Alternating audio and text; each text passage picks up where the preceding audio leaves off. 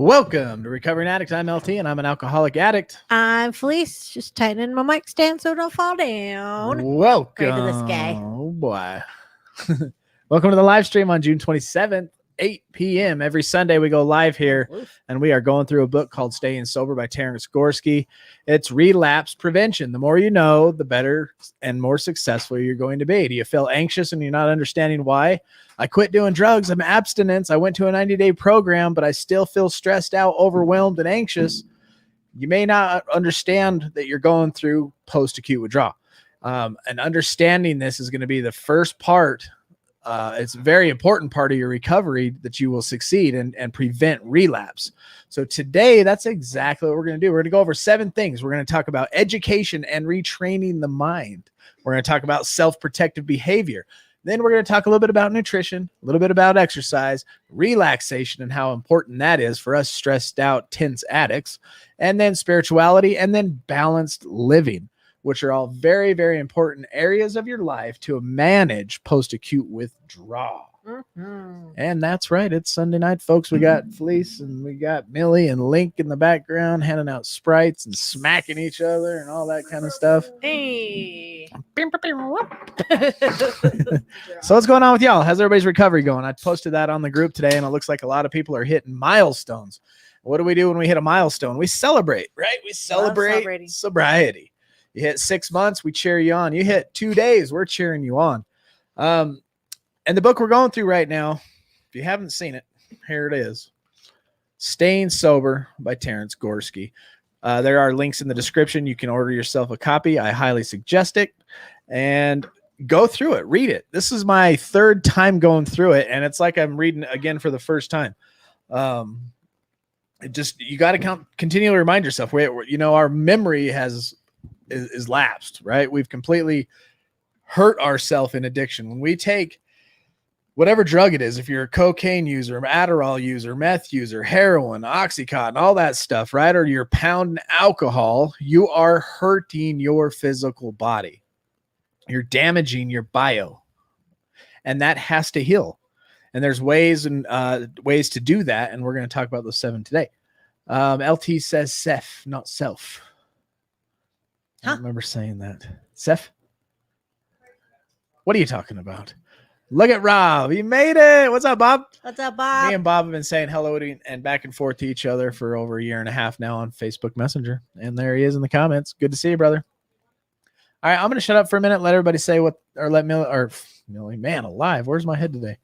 Tried to make this live stream all awesome and got it all perfect. And now I don't even know what to talk about. You forgot to work on your brain. Yeah, I forgot to chill. What's up, Brad? And for all of you who are new, my name is not Millie. My name is Felice. It's Felice. I married Felice, not Millie. We had Millie. That would be weird. That'd be weird. Stop. Hi, Brad. I heard you're going to steal some Linky jokes. He was pretty excited about that. He was way excited. Hashtag Teeter time. Boop, boop. There's Mr. Teeter. What's up, Shree? Shout out to the Aussies out there. G'day, Jeanette. mate. Hello. Hi, Jeanette. How are you doing?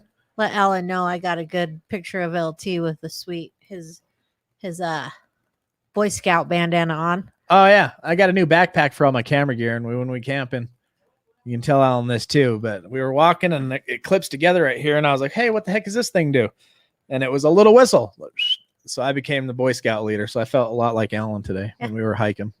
We had our own little Alan. What's up, Nicole? Glad you're here. Hey, RA family. Bob, hello again. Allie. Hello, lovely lady. Brandy Verno. Thank you for an amazing weekend. Yo, what's up, Brandy? Welcome to the show. Glad you're here, friend. Liz says I'm in my 11th month of recovery from anxiety meds. Very cool. Wow, good job. That's a big milestone. Go ahead. I'll see you tomorrow, Allie. What? Lucky. What do you guys got? You going are? on? They got sleepovers planned. Brandy says, "Hi, Millie. Hi, Felice. What is up?" Oh, on your 7. So close. Self. What? Seth. Number 7. Oh, We don't talk about it. my spelling. I could care less. Jera, what's up, family? Hey, what's up, Jara? Can't wait to take that trophy from y'all in pickleball. We're learning pickleball. Y'all better freaking step up your game because I learned from a dude who knew how to play. He taught us the correct rules and the right technique and the right strategy when you're playing partners. And we are going to totally destroy you guys. That's what we're here for. Fact. That's what's going to happen. Jeffrey. So just get it that trophy or we'll get one and just keep it here because it ain't going to go nowhere. Lamisha, new here. Welcome. Glad you're Hey, here. glad you're here. Tell us a little about yourself. Yeah, you are the most important person in the room. You've heard that in the rooms before, right? What's If up, you Mark? are here and you're brand new, you're the most important. Can't wait to see Is you. too, pickleball like Allie. dodgeball? No. Pickleball is like tennis and ping pong mixed together. So if you like playing ping pong, pretend you're standing on the table and playing ping pong. Like you're an ant and you're playing. Yeah, like you're an ant and you're playing ping pong. Hey, Desmond. So fun. That's I'd love to come to Florida and play pickleball. We are going to kick Yeah. your trash, he said. No, no. No, ain't happening. It ain't happening. Oh, yeah, let's go to Florida. I'm down. Let's Jeanette, go we to can't be friends. Florida. What is pickleball? I just told you. Jeez, Jeanette. And Why are you yelling at us tonight, too? What, is your cap lock stuck on? Aisha. Hey, what's up, dude? Hey, Joe in the house. Welcome. That says everybody so far that has joined us. All right. I'm glad you're here. Well, if you are brand new here, what this is a show on relapse prevention. You've done 90-day program. Now what? Or maybe you're trying to get clean. We're here to offer support. We have a group that is just amazing, a community of loving sober people, like we say in that little funny infomercial. The heartbeat of our community is in the Discord. If you ever want to join us, jump in there. We have daily Zoom meetings at 1:00, and we pour our hearts out to one another. We recover better together is the motto of this place, because the opposite of addiction is connection. We isolated ourselves and destroyed our psycho-social, right? Bio being our body, psycho being our mind, and social being our relationships. And we got to repair those. So what better place to start repairing your social relationships than with a bunch of addicts where we can learn to communicate. We understand what each other are going through. And then we teach on Sunday nights here at 8:00, like you see right now, education on relapse prevention. Because once you come off drugs and alcohol, I don't know what or how long you did what, but if you've done them for any length of time and became an addict, hit rock bottom, you've done damage to your biopsychosocial. So we're going to talk about post-acute withdrawal, because going through post-acute withdrawal can lead a lot of people back into doing drugs because they don't understand what their body's going through. Why am I so anxious? Why am I overreacting? Why do I feel like this? And why can't I remember anything? And I'm having a hard time doing the simplest tasks. Some days I'm good. Some days I'm bad. And getting your mind around that is the first thing. Learning about addictive disease, recovery, and post-acute withdrawal symptoms helps relieve anxiety. Why would that help? Why would learning, hey, Kat, welcome. Glad you're here. Why would learning about your addictive disease help you decrease your stress and anxiety? This is my thought. We are scared of the unknown, right? We don't know what's going on with us. We don't know what to expect at month 6. We don't know what to expect at 1 year. 1 year, all of a sudden, we're still feeling like, God, I quit a year ago. Why am I still having these problems? Or new problems are arising that you didn't even know you had.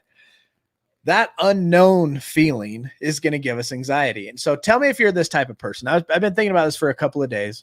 I used to wait for the bus a long time ago when I was riding the bus like every day back and forth to work. I was in a halfway house. And I noticed there's like 2 types of people. And I think one type of people have the fear of the unknown. So you're sitting at a bus, right? You're at the bus stop. You got your schedule.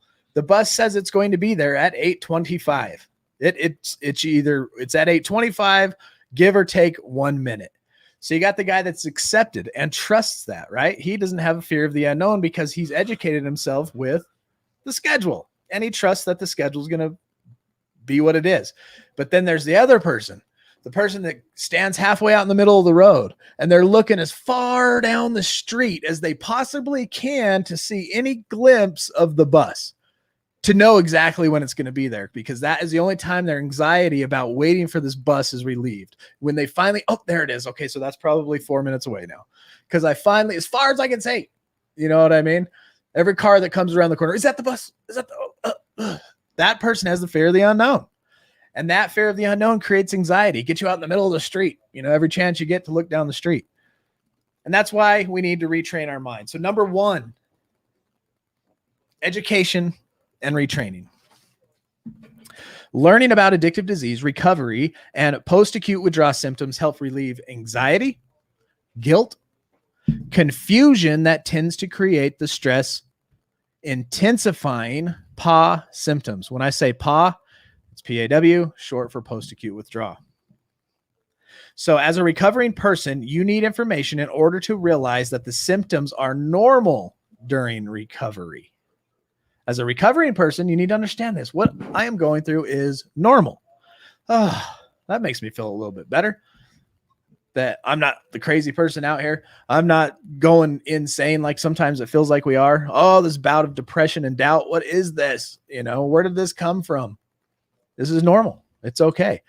Let's get through it. Let's learn how to manage it. And those are the 7 areas we're going to focus on today. So the first thing is education and retraining. You also need to learn management skills so you will know what to do to interrupt and control the stress and symptoms when they occur.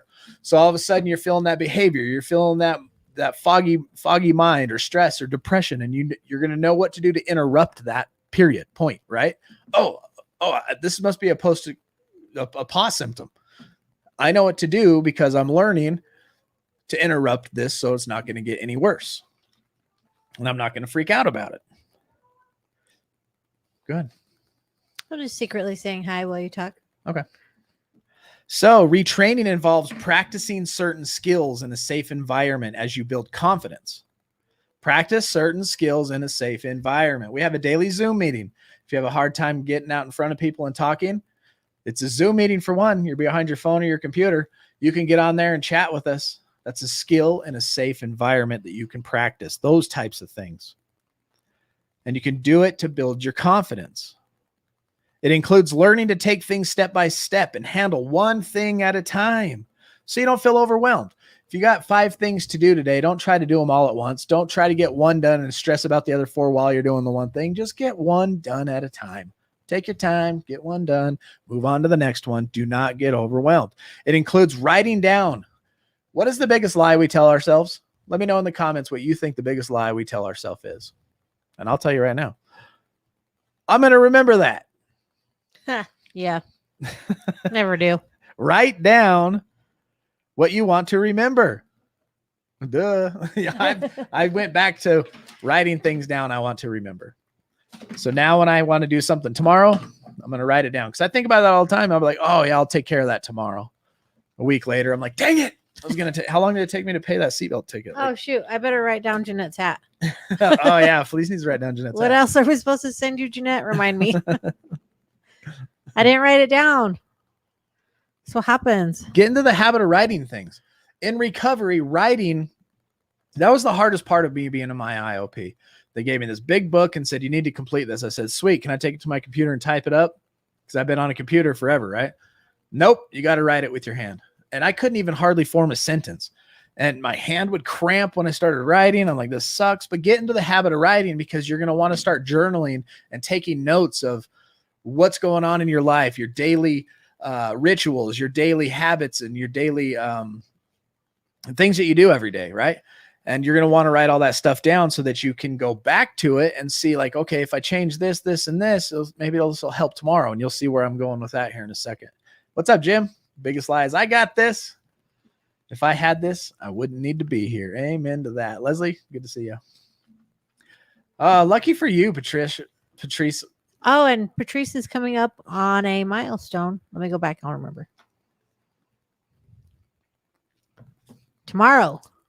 16 months. 16 Dang. months. Good job. Whoop.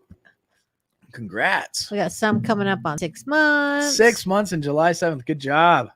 I know Jim's coming Yes. up on his 10 That's years. no joke. Yeah, Jim's I- coming up on 10 years. How I do they love do it? How do you get milestones. there? 6 months. So 6 months. And Patricia at over a year. And Jeffrey, at 6 months, this is what we're talking about post-acute withdrawal. I don't know what your drug of choice was, but if you're here, you're in recovery because you were abusing whatever chemical you were putting into your body. And now you have 3 things that we have to deal with: your bio, your body, your psycho, your mind, and social, your relationships. Those all have to heal. 90 days today, Sarah. Woo! Yes. I think we have a video for that, don't we? I think so. This is for you, Sarah.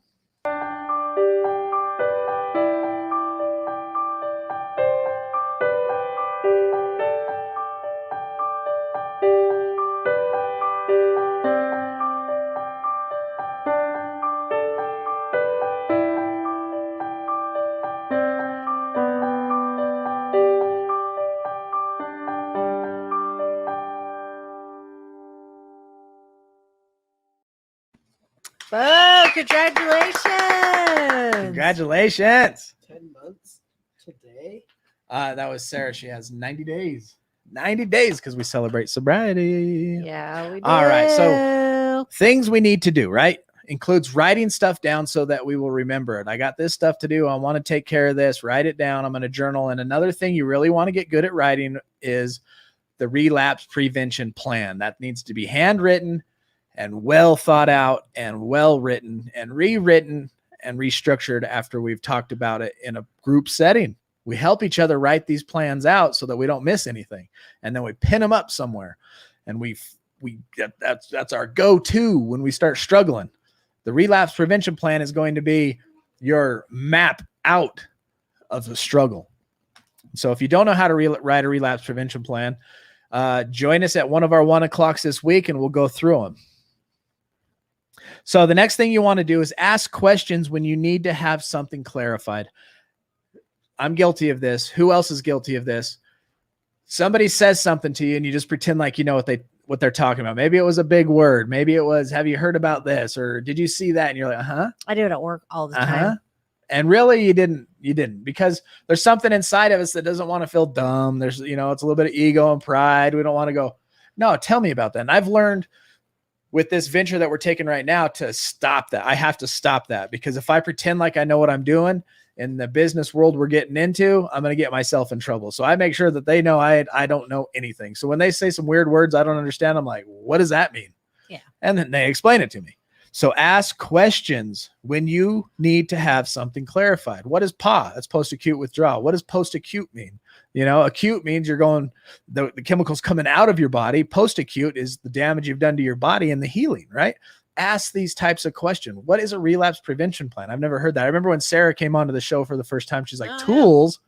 What are those? I've been to rehabs this many times and never heard nobody talk about tools. And now look at her. She's got 90 days clean. She has a relapse prevention plan. She's using it and she's working with tools because she asked a question. She didn't feel, dumb or whatever you want to say to ask the question. So she asked it, we answered it, and we supported her as a whole community at our 1 o'clock meetings. And that's what we do. We recover better together, y'all. You do it to me all the time. Well, ask her. Pretend you know what she's talking about. So anyway, I do. For all of you that don't know, this girl right here, Brandy, was our neighbor across the street. The only way I can describe her is, have you ever watched King of the Hill? Boomhauer? She talks just like him. So I just kind of like shake my head. She's like, I'll tell you. I'm like, yeah, Brandy. And then I pat her on the head. And then she punches him in the face. Then she punches me in the mouth. Good time, really. Good thing she's not here. Great time at the very Just kidding. No, Brandy's awesome. We love her. She's nothing like Boomhauer. That's her husband, Luke.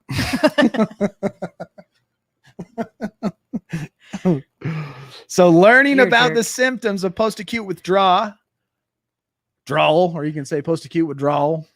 You jerks. I was going to Google that. Learning about the symptoms of post-acute withdrawal, knowing what to expect, and not overreacting to the symptoms increases the ability to function appropriately and effectively. What did that just say to us? Whoa. First, learning about the symptoms. What are the symptoms of post-acute withdrawal? So now you say, I abused this drug for this long. What are the symptoms of this chemical over a long period of time? It is right? Withdrawal. How long is this going to take me to recover? I'll Because fix post-acute it. withdrawal can last a couple of years. Knowing what to expect, then you'll know what to expect, and then not overreacting to the symptoms. When you start having those panic attacks, you don't overreact and think something's going crazy. You understand because you know you've educated yourself, right? You're educating and you're retraining the mind. So number 2, did our camera just move? Or did I just? Something did. I watched it. I don't know what it was though. That was weird. Weird. Anyway, so self-protective barriers. This one's a tough one. People start losing sight of what their recovery is. They let people in that they shouldn't let in. They start doing things that they shouldn't do. And in a sense, to have a mental relapse inside of a clean, abstinent life, right? So protective barriers, when all is said and done. Listen to this clearly. When all is said and done, you are responsible for protecting yourself from anything that threatens your sobriety or anything that triggers post-acute withdrawal symptoms. Letting joy suckers into your life. I don't know if you have them like I'm sure you do. If you're anything like me, I have a parent. I have to keep it at arm's length away, because if I do let him in, it could cause these types of problems, right? And I don't want to allow that stress in my life. I draw a healthy boundary.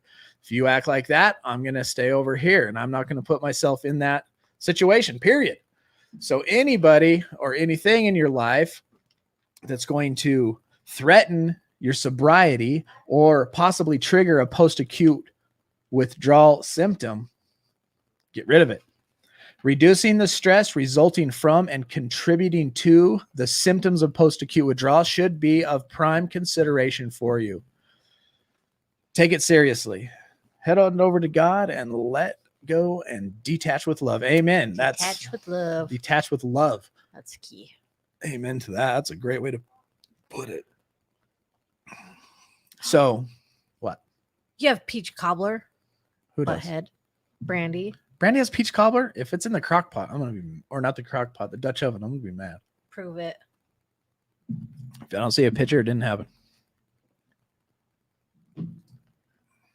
Peach cobbler. It's not even that good.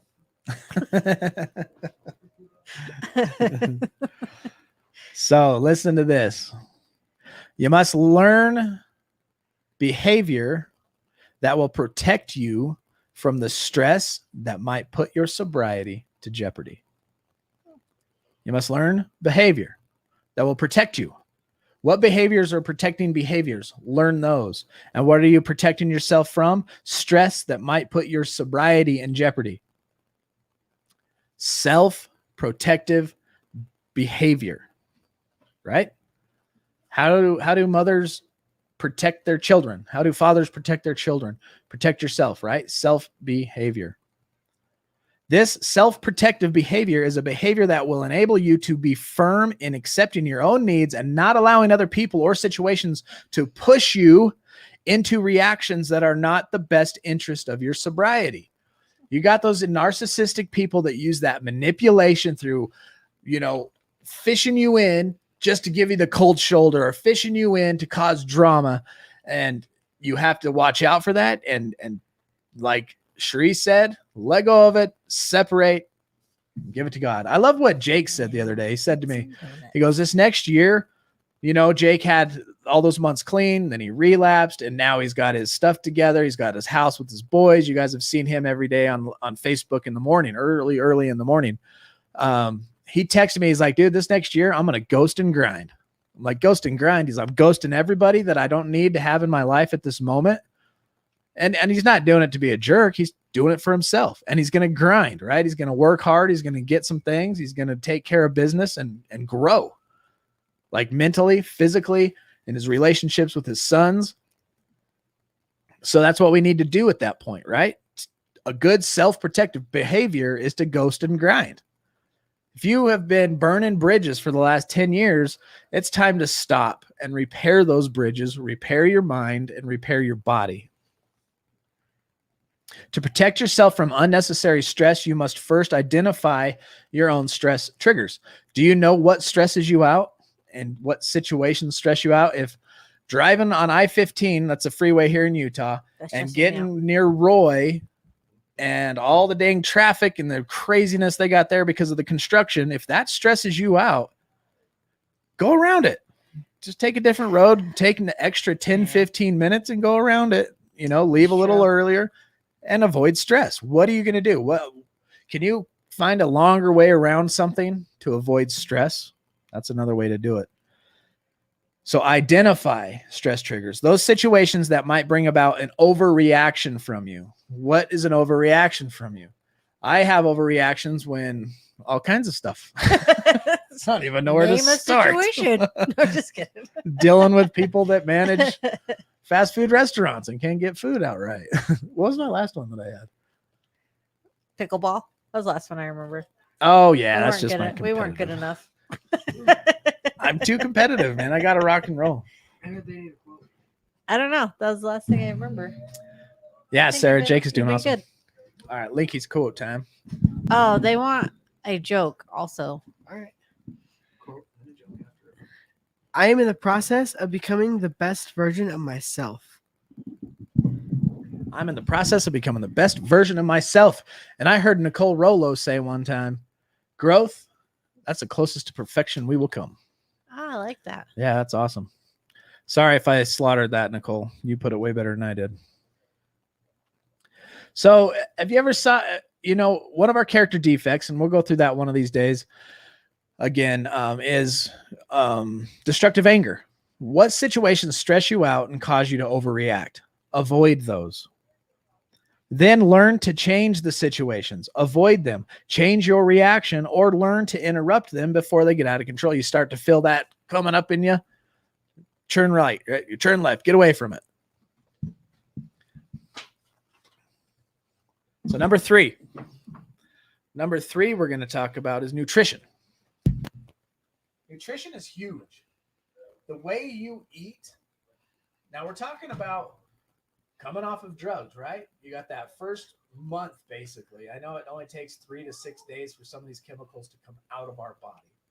But, give it look at it in a month's time of the acute withdrawal. All this stuff coming out of your body and nutrition slowly starting to get back in. And then the next 2 years.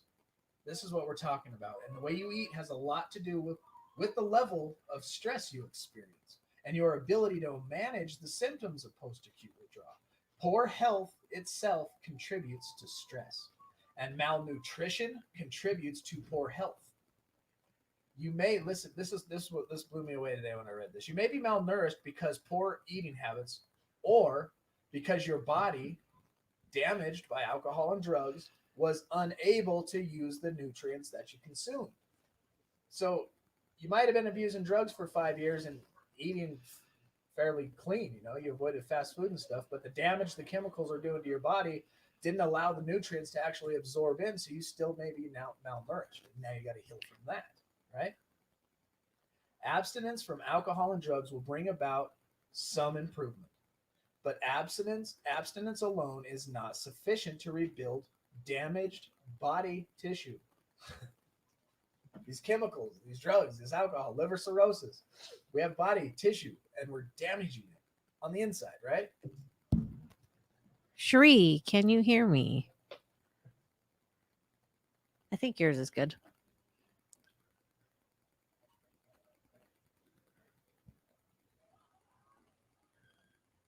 Well, that should be good.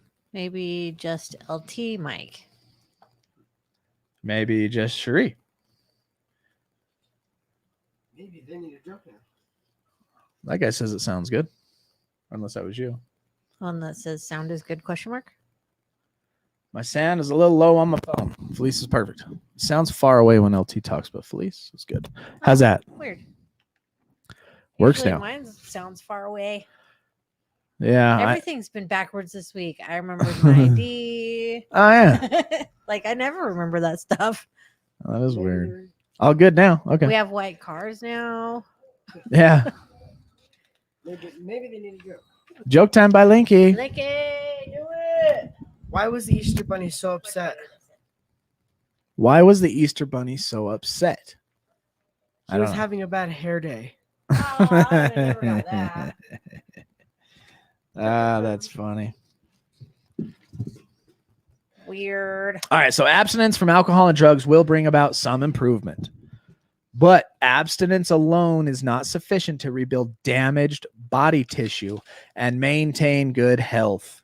New eating habits must be established and practiced regularly and permanently. Your daily diet should contain a balance of vegetables, fruit, carbohydrates, proteins, fats, and milk products. And then obviously get a nutritionist and ask for help. Figure out how many calories you need to eat each day and, what kind of calorie content the food has that you're putting into your body. And there goes some more journaling. That's that writing I was talking about. Start looking. Like right now, don't change anything in your life. Tomorrow, wake up, grab a pen and paper. I don't care what it's on. And every time you consume something in your body, write down how much and what it is. If you have a cup of coffee, a pot of coffee, write it down. Yeah. If you have donuts, write it down. Don't change anything. Just write it down and then kind of go back and research the calorie content and the nutrition factor to what you're eating. We know what's good for us and what's bad for us, but actually take a look at what you are actually doing. See the fuel that you're putting in your body. You'd be surprised how many calories you eat. Don't even realize it. Yeah, it was surprising to me. And on our mind is weak and our body is willing, right? Our body is willing and our mind is weak. The body says, I'm hungry for this. And the mind's like, okay, let's go do it. And that's me at night. I'm trying to cut back on some things to lose some fat. And ranch dressing is one of them. One freaking tablespoon. I was looking at it. I'm like, 1 tablespoon. Just this little, you can't even taste it. 1 tablespoon of ranch. 120 calories. I'm usually like cup, Like half a cup. 400 calories just in Oh, ranch. yeah. 400 to 600 calories just in ranch, not to mention the whole meal. That's more than we burn in one workout. It- Just in ranch. Yeah. And then you're not making any progress. Sometimes you can eat in one sitting more calories in just one meal, right? And then you're hungry again a couple hours later, and then you do it all over again. We could eat 2,000 to 3,000 calories of just this little garnishment garbage. So really just take a look. That's what I'm trying to say is analyze what you got going on. So the diet for a recovering person should look like this: 3 well-balanced meals a day, 3 nutritious snacks daily, avoid sugar and caffeine. Sorry, Teeter. Yeah, Teeter. Avoid sugar and caffeine. Coffee's life. I love coffee. Coffee. Gotta have coffee. So like what you gotta I've have been coffee. trying to do is I've been slowly cutting stuff out of my diet, like chips, carbonated sodas. I've been trying to cut back. I'm just cutting back right now because I don't want to make there's ways you can go on a diet and you'll fail, right? Those people that go on the low carb diet or the keto diet or the Atkins diet or caveman diet, whatever you want to call it, all of a sudden they cut carbs out of their life for like 2 months. And they're just like, their body gets shocked. They lose a bunch of weight in 2 months, but then they can't handle it no more because it's miserable. And then bam, the weight's back in like a month. I'm trying to do a healthy, balanced, continuous, maintainable diet that's just slowly getting better as I go on. I've cut out a lot of sugar. I still drink a lot of caffeine, but I've cut out a lot of sugar. And on Saturdays, we get to reward ourselves, right? Yeah. We reward ourselves by eating a giant pizza on Saturday nights, and that's it. And then the rest of the day, rest of the week, we eat clean. Moderation. Amen to that.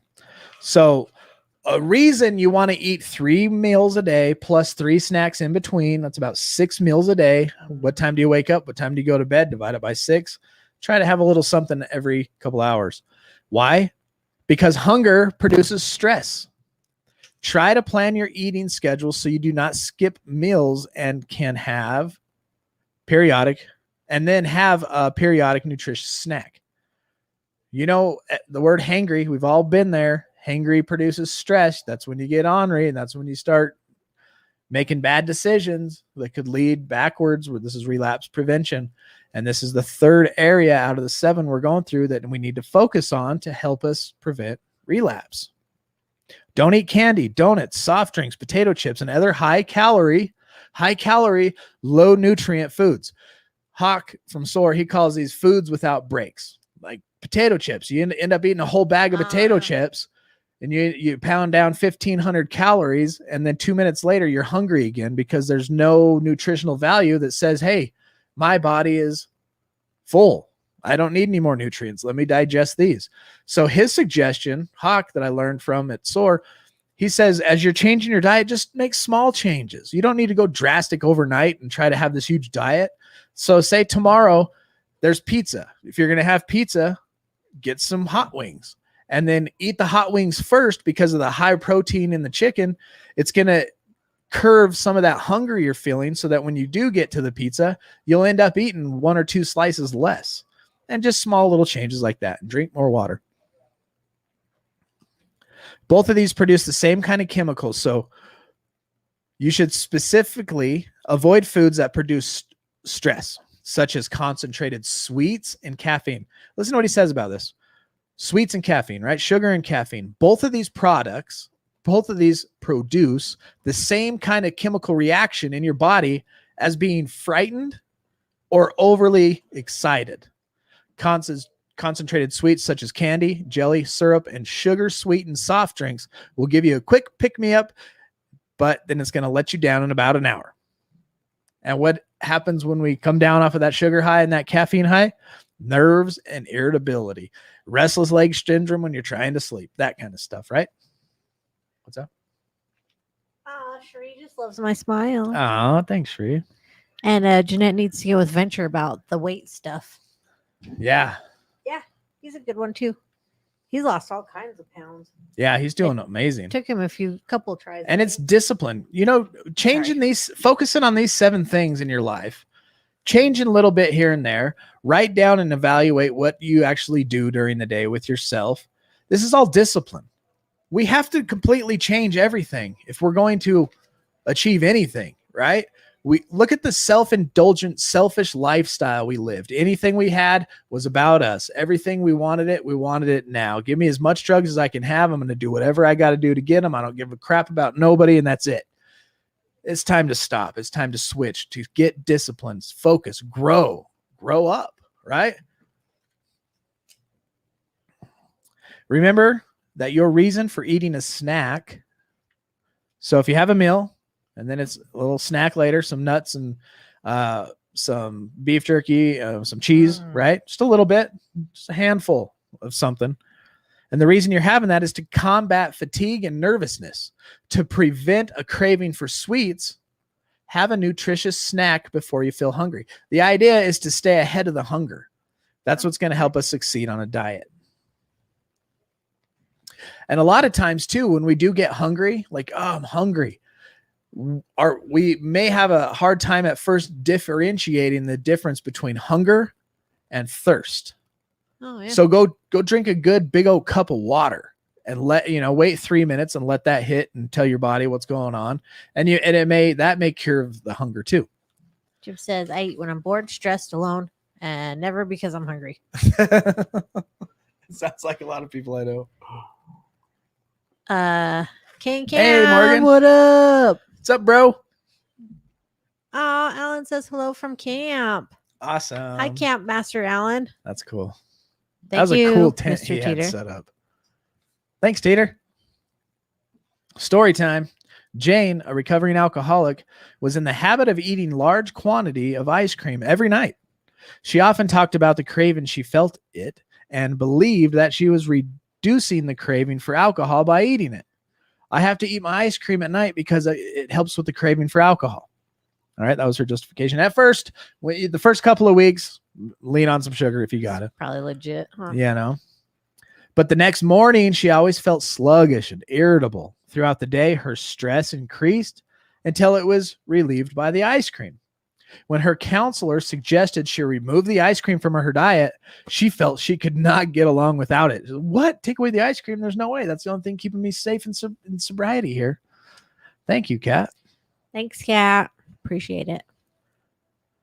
But when her and the counselor examined her diet, they found that she ate no breakfast. She was not getting adequate nutrition throughout the day. She agreed to try eating a balanced diet to eliminate the ice cream on a trial basis. All right, doc, I'll try it. And that's what we have to do. Take these 7 things and try it. You're like, nah, it ain't going to work for me. How do you know if you've never tried? And this is a healthy try this time. You know, this isn't someone trying to talk you into hitting the bong, you know, do a gravity bong. And you know how often, no. All right, bam. Hey, eat healthy for a couple days. See how you feel. You know, that's the peer pressure we're putting on today. So she agreed and she tried. She discovered that when she ate a balanced diet and ate regular meals and several nutritious snacks throughout the day, her craving for ice cream disappeared and she could easily eliminate it from her life. See, she tried it and it worked. Easy breezy. Thank you, big brother. Thank you, big bro. And shout out to Spray Shack. Wanted to pop in, clap my hands. Yeah. Whoop, whoop. You happy? You know, clap your hands. I love it. Number 4. Número 4 para Cuatro. ti está ejercicio. Exercise. So, little recap. We talked about educating and retraining our mind. Self-protective behaviors. Protect yourself, right? Nutrition. What goes along with nutrition? But exercise. Exercise helps rebuild the body and to keep it functioning properly while also reducing stress. Exercise produces chemicals in your brain that make you feel good. You go work out for 20, 30 minutes to an hour, your brain drops chemicals that makes you feel good. What chemicals are these? These chemicals are nature's own tranquilizers to relieve pain, anxiety, and tension. Your volume must be all funky. Mic fail number 2. Mic off. It's because Seriously? you said that thing you said earlier about what triggers you or whatever. Y'all about to see me get triggered. Can't hear LT. My goodness. I have been messing with my computer. Oh, you just switched tabs. You're Yeah. still in. The screen went black and we both froze. Whoa. But we're still here. I don't know what's going on, you guys. Do I use my mic? I put it way over there. I don't know. It travels far. Back on. He says it's back on. It must be loose somewhere. It is. I've been hooking up new cameras and Shree said we could be triggered together. so tomorrow I'm gonna rip my whole desk apart. I do this about once a month. I'll tear all the cables out and re-put everything back Maybe together. we should set that back up, huh? So you A know, monitoring speaker. so you know when your mic's going out. Hello. It's working. Well, there you guys go. Back on. Woohoo! Yeah, but then you don't know when it goes out. Thanks, Mr. Spray Shock. Oh yeah. Well, you could turn. Maybe I could That's put for this another up. day. Yeah, too bad I couldn't do this, huh? And just sit here and watch it like that. Then I would know if it went out. Oh, there you go. And then you have to handle all the comments. I don't know what's going on. Where are we at? Exercise. Exercise. Sound like I'm on base, huh? Exercise. So- Exercise. What I just said, if you did not catch it, is exercise for number 4. Exercise is your body releasing chemicals in your brain that make you feel good. These chemicals are nature's own tranquilizers to relieve pain, anxiety, and tension. You go work out, you get chemical release. Have you heard of the runner's high before? You get the same thing when you work out. When we go on hikes, we feel great on the way back. Every night at 6 o'clock when we go and work out, on the way home, it feels good. Different types of exercises are helpful for different reasons. Stretching and aerobic exercise will probably most helpful for your recovery. Our muscles have a bunch of gobbledygook in there, unnutritious food, chemicals, nicotine, whatever else, right? Work out, stretch, and start getting that stuff pushed out of there. Stretching exercise helps to keep your body limber and relieve muscle tension. We're all tensed up all the time as Ooh, addicts, yeah. right? It's time to, that's going to be the part when we get to that's called relax. I think I do that a lot. I'm like, and then my neck hurts all the time. So you can jog, you could swim, you could jump rope, bicycle, all that kind of stuff. But choose a form of exercise that is fun for you so that you will stick with it. We like to go hiking on Sundays. Sundays is a great way that we get an extra 3 to 4, sometimes 5 hours of exercise to put into our week. That's another thing you could do. Tomorrow, write down your physical activity and then calculate that for 7 days. See how many hours or minutes that you worked out actually that week and add it up, right? How many hours are in a week? And then look how many hours you exercised and go, oh my gosh, and then put it on a month and then a year's scale, right? So we get an extra 4 hours basically on Sundays just by hiking. And guess what we do? We love it. We get to hang out with each other. We listen to good music on the way up. I got my camera. We got the dogs running around. We take breaks and laugh, and then we come back and we feel good. Thank you, Marilyn. Choosing one that's fun. Very Thank you, much Marilyn. Appreciated. Rolo says she does VR drumming for exercise. Heck yeah. That would be cool. Oh, I would so do that. That would be fun. Jeanette, but I don't want to exercise. Do it. I'm going to start holding you more accountable. Yeah, just do it. And it doesn't have to be crazy. Look, we're just talking about small adjustments in your life. We've talked about this before. 1 hour of your day is 4% of your day. 2% of your day is 30 minutes. Go on a walk. Another thing about hiking too is it's uphill, right? And it's kind of uneven trails. So it's working our stabilizers muscles, and to walk uphill, it creates, and we ain't got to run. You just have a good time walking and your heart rate increases to, 110, 120. Do something that's going to get your heart rate into the 110 to 130 area for 20 minutes. You're welcome. Do it. Do ones that's fun. Like Nicole, to drum VR. I know VR can work your butt out. I did that boxing game and I was punching that guy and then it felt pretty dang real is what was trippy about it too. But I played that boxing game. The next day, my back was sore from go down. He was really going after it. I was by the third round, I was drenched in sweat. Back up a bit. But don't do the skydiving ones if you're afraid of heights. Yeah. I just laid on the floor. Heck yeah. I'll pound a whole pizza, Teeter. You've seen it. My new favorite is the Nashville. The Kentucky hot one. The recommended health people say work out, 3 to 4 times a week. But this guy says make time for it every day. It's another discipline thing. We've made our schedule here at Recovering Addict, Felice and I, as a family, as what we do in our personal lives, to be at a certain place at a certain time every day. And that's at the gym at 6:00. Some days we work out extra hard because we got the energy, and some days we just ain't got it in us. But we're there and we're doing it and we're disciplined. On Sundays, we go hiking. Even when we're tired and we don't feel like it, maybe we stayed up watching too many movies Saturday night, but we get up and we make ourselves go do it. Park. Right? By the time you get there, you start hiking, you get halfway into the hike and you're like, man, I'm sure glad I came. Yeah, Jeanette, give VR. It's awesome. We want one too.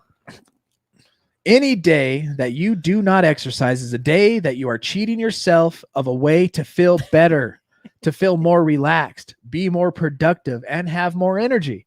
So if you don't go out and take 20 minutes out of your day, raise your heart rate to 120, you're cheating yourself on a way to feel better, on a way to feel more relaxed, which in essence is going to make you more productive and eventually is going to give you more energy. So you're cheating yourself by not doing it. The next thing we're going to get to on number 5 is relaxation. There are things, number 5, relaxation. There are things you can do to readily reduce or escape the stress you feel when you are unable to change a situation or better cope with the stress of everyday living. Laughing, playing, listening to music, storytelling, fantasizing, reading, and a massage are some methods of natural stress reduction. Stress reduction. Learn to relax. I have a very hard time relaxing. People are like, yeah, just go out and sit by the lake. It's so relaxing. And I'll go out there and sit there and be there for about 2 minutes. And nope, I can't. The only way I could do it is if I go sit there and take a nap. I'll have to lay down, take a nap, or play on my, I have a very, very hard time with relaxing. I like it. I could lay in a hammock for hours or just to enjoy the sunbathing. Playing is a necessary form of relaxation that is often neglected. We've been talking about that a lot lately, like kids, right? We got to be kids again. Learn to play. Yeah. And LARPing was brought up. Yes, please. Live action want role to. playing. You know, Jake talks about it a lot. Dano was the one that brought it up to me. Because at Recovering Addict, the building we're going to get and the program we're going to do, every month we're going to do some different type of activity. And I think we're going to include LARPing in this. Like you go out and you get foam swords and you play fight. And the whole idea is, I mean, you can call it the nerd thing, whatever, and go out there and fantasize and get into some crazy LARPing. But the idea behind it is to go out there and be a kid again. We've all forgotten what it is like to go outside and just play. Remember when the heat didn't bother us and we would run around on the playground? We got to kind of get back into that kind of day, and that's going to help us relax. And on top of that, you get exercise. Playing is a necessary form of relaxation that is often neglected. It is difficult to define play because it is not so much what you do, but how you do it. Right now, we banter back and forth, and it's kind of playing, right? We all need time for having fun, laughing, and being childlike and free. Right? That's a natural stress reducer. Another thing you do is massage, bubble bath, a walk by yourself with a friend. Bubble baths. Or salt baths. Some salt bubble balls. What are In they called? addiction, Yeah. we are always in fight or flight, right? Oh, the cops are here. Oh, you took my dope. I'm going to kick your ass. Fight or flight, right? We're always all stressed out. What is the opposite of fight or flight? Relaxation. That's the opposite. When you relax, your muscles become heavy, your body temperature rises, and your breathing and your heart rate slows down. A muscle cannot relax and be tense at the same time. Learn to relax. Number 6.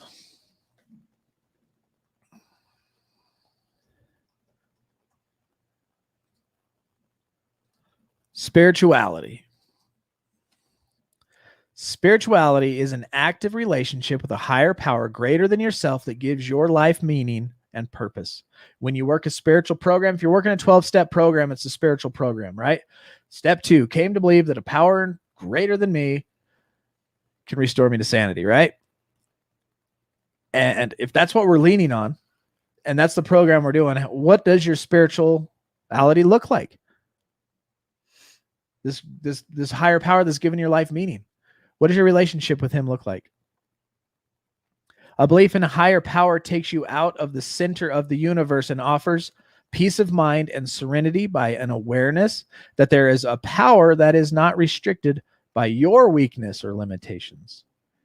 Through spiritual development, you can create new confidence in your own abilities and develop a new sense of hope. It is through a spiritual program that you can reach with hope and a positive attitude towards the future. Step 11, you're trying to create a conscious contact with God. I'm going to throw in a plug real quick for Thursday night Zoom meditation with Jeanette and Cherie. Oh, Their yeah. Wellness Zoom meeting Thursday nights. Remind me what time. Pretty sure it's 8 o'clock. Wellness Zoom. Join them. It's amazing. I join when I can and when I remember. Naomi, what's up? Friday night, I was way off. That is nice. That's one thing we do on pretty much depending on how my dog feels. She's 7. On our, like after today, she's usually pretty sore, so I won't run her tomorrow. But every day we try to get her to the park and run energy out of her. I like that. That's good. It's good seeing you in the comments. Clarification: Friday night wellness Zoom meeting with Cherie and Jeanette. Join them. They do a good job. Yes, Epi, we will do another class again. But I need to get more buy-in from people and more commitment that people will finish them when we start them, because I get to about step 7 or 8 and everybody disappears. And it starts out on the first day, big crowd. By step 4, it's usually 4 or 5 people. Step 7 or 8, me and one other person, and then nobody shows up. Did you see this one already? New Mexico. 10 months, 20 days working on that 1 year. Yes. Nice. I love it. Very proud. I love that we've been a part of that. And yes. Can anybody guess where else you got that mug? Guess where I got this mug, guys? Anybody know? You'll never guess. I gave you 3 guesses and the first 2 don't count. Oh, look, I can do this now. That one is focused on you. Oh, Sheree said she could make it, but you'd have to adjust the time. Right. And that's another option we're looking at too, Sheree.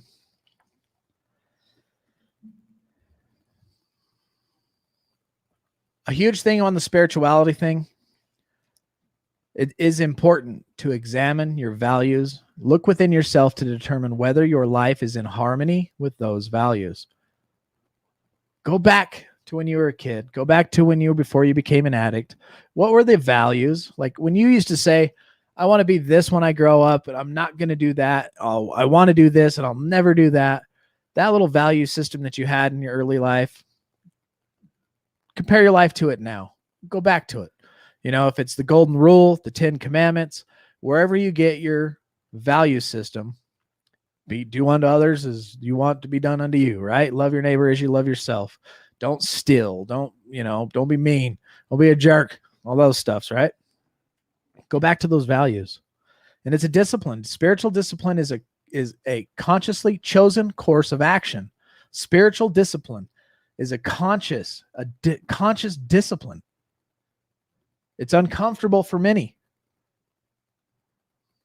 They've lived lives of immediate gratification, and discipline is the reverse of that.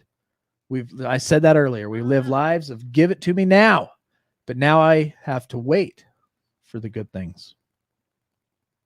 The purpose of spiritual discipline is the freedom from the slavery of self-indulgence.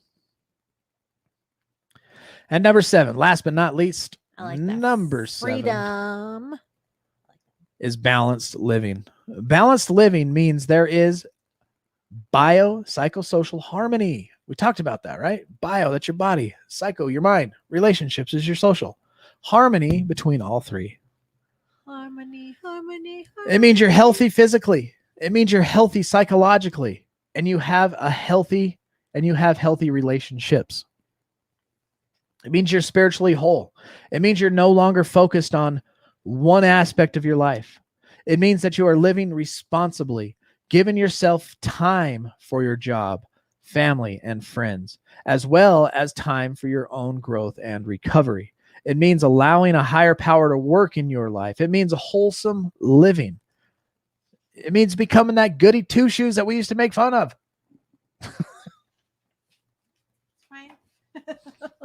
It means having a balance between work and play, between fulfilling your responsibilities to other people and your need of self-fulfillment. It means functioning as nearly as possible to your optimum stress level, maintaining enough stress to keep you functioning in a healthy way and not overloading yourself with stress so that it becomes counterproductive. With balanced living, immediate gratification as a lifestyle is given up in order to attain fulfilling and meaningful living.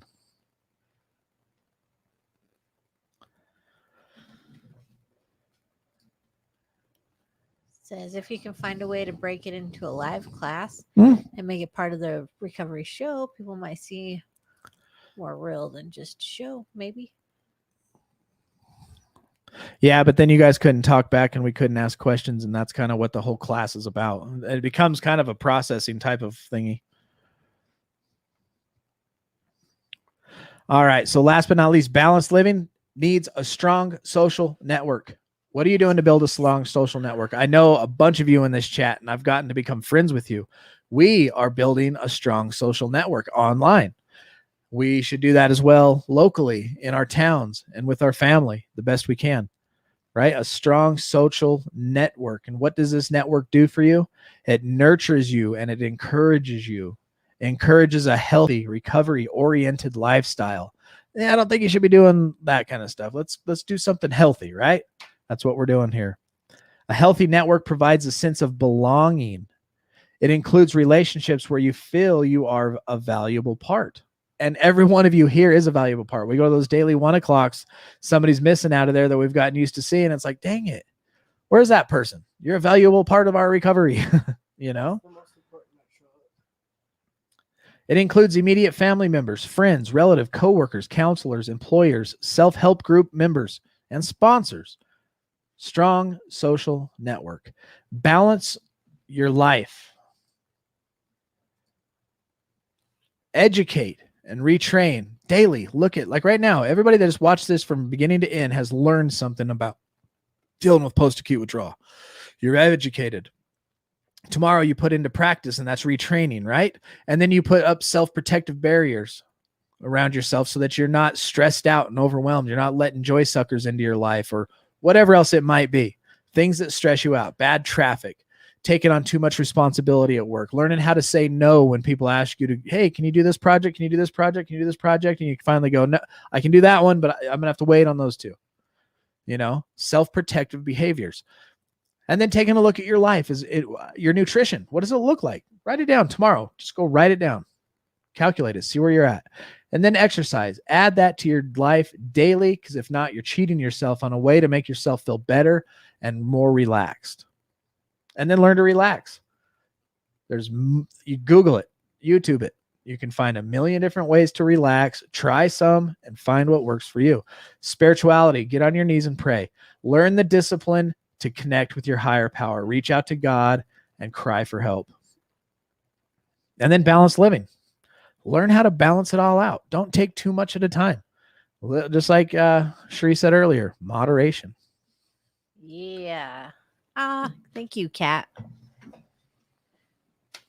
Love you guys. Until next week.